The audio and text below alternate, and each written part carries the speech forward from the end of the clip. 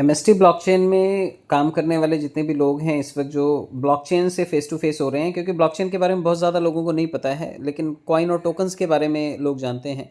तो मैं आपको थोड़ा सा रिव्यू दे दूं। ये देखिए, एक डाटा है जिसमें सिंगापुर में लगभग 1600 जो हैं वो ब्लॉकचेन के पेटेंट्स अवेलेबल हैं, और उससे रिलेटेड जो ब्लॉकचेन टेक्नोलॉजी से रिलेटेड जॉब्स हैं वो लगभग 2433 हैं। और कितने क्रिप्टो एक्सचेंजेस हैं यहाँ पर? 81। आप हांगकॉन्ग का डाटा देख लीजिए, 890 पेटेंट्स हैं, और जॉब्स हैं इनके पास ब्लॉकचेन टेक्नोलॉजी से रिलेटेड लगभग 1163 जॉब्स हैं, और 52 एक्सचेंजेस हैं इनके पास।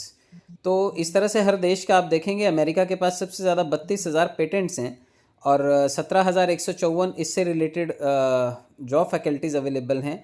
और क्रिप्टो एक्सचेंजेस की बात करें तो 166 एक्सचेंजेस यहाँ पर काम कर रहे हैं। यहाँ पर कहीं पर भी भारत का नाम आसपास भी नज़र नहीं आता है, और अभी हमारा रोड मैप भी नहीं बना है, जबकि इतने इतने पेटेंट, यानी कि अगर 32,000 पेटेंट्स करवा रखे हैं तो कुछ ना कुछ तो ब्लॉकचेन में यूनिक उन्होंने पेटेंट कर रखा होगा, उस पर अलग कुछ काम चल रहा होगा।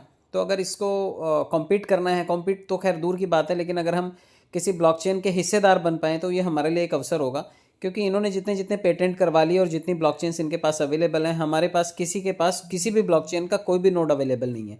तो ऐसे में अगर एक चांस बनता है कि हम किसी ब्लॉकचेन का हिस्सा बने, तो मैं आपको थोड़ा सा सुजेस्ट कर दूं कि इस वक्त हम लोग जो काम कर रहे हैं वो हम लोग एक ब्लॉकचेन के ऊपर काम कर रहे हैं, जो कि फ़िलहाल आपको दिखाई देगी। मैं चलिए आपको लेकर के चलता हूँ।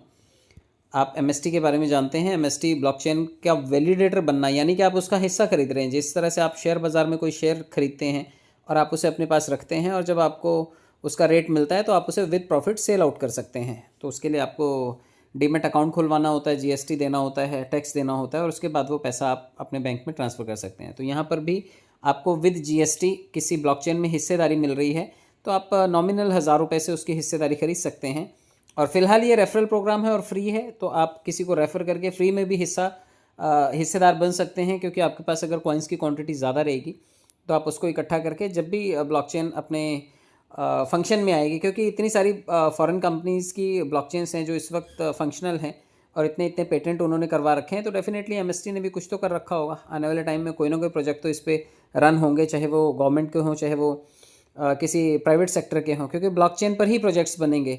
ब्लॉकचेन पर ही आज की तारीख में लॉजिस्टिक्स और दुनिया भर के जो फार्मा से रिलेटेड काम चल रहे हैं, ट्रांसपोर्टेशन से रिलेटेड काम चल रहे हैं, ज़मीनों का आवंटन चल रहा है, या फिर इंश्योरेंस सेगमेंट आने वाले टाइम में आपको देखने को मिल सकता है। तो ये सभी चीज़ें ब्लॉकचेन पे एज अ प्रोग्राम रन होती हैं।